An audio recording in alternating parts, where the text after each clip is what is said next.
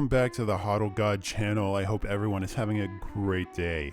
I'm having a great day too, but to make it even better, if you could, please subscribe to my channel. That would make it even better. Now let's talk about, of course, the current XRP price. As you can see here, it has made a rebound since earlier today and is currently trading around the 75-cent range. But earlier in the day, it was trading around the 72 cents. And man, were people losing their shit about it. Now, in past videos, I mentioned that I believe this will be a common occurrence for the foreseeable future, and I'm not too worried about it, and I still stand by that. This is the start of the year, and this is usually what we see around this time with sell-offs, and not even with just the retail investors selling off, but also companies, creators, and projects typically take time off during the start of the year with the holidays and everything, and there isn't much news that comes out with projects that would make them rise in price. And this isn't just with crypto, but for many other companies, it is the same, and they're usually just gearing up for big spring announcements. So I would say that we will see this kind of price action for a few months. Now that is, of course, there isn't any news about XRP that's going to be coming out.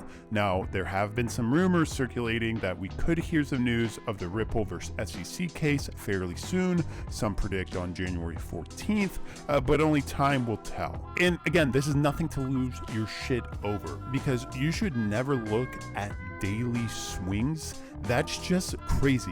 And that's why most investors and institutions base things off of yearly gains when they purchase an asset. So with XRP, if you purchased it last year at this time, you would have gotten at, let's see here, around 31 cents.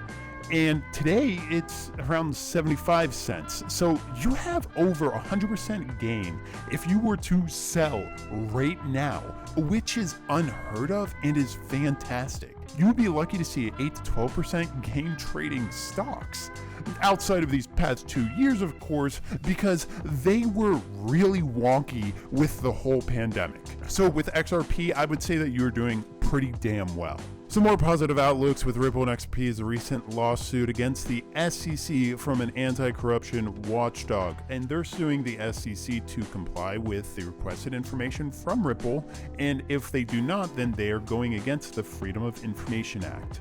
Now, I am no lawyer, so I do not know how much weight this holds, because I know, for instance, with doctors or lawyers, there's client privilege that makes it impossible to obtain that information, even with the Freedom of Information Act. So I don't know how this holds up here, but we will see. And if we scroll down here, they are going after the SEC with all the things that the XRP community has been speaking about, like the SEC claiming that Ethereum and Bitcoin were not securities, also how Jay Clayton declared Bitcoin is not a security and then left the SEC to join an asset management company that dealt directly with Bitcoin and Ethereum exclusively, and other things like that. So it will be interesting to see if this goes anywhere. In my opinion, it won't, but it does show that there are more and more people out there that are seeing how ridiculous some of the things are in this case, which hopefully the judges overseeing the Ripple case take notice and start to question too. Now, in respect to the case itself, there was a recent letter sent from the SEC to Judge Torres to argue the fair notice defense. And we can just click on it here and we can see that full letter. Now, again, I am no lawyer, but from this letter, from what I have read, the SEC recently won a case that took into account a fair notice defense that was struck down by a different judge. But to me, this is just a dog and pony show.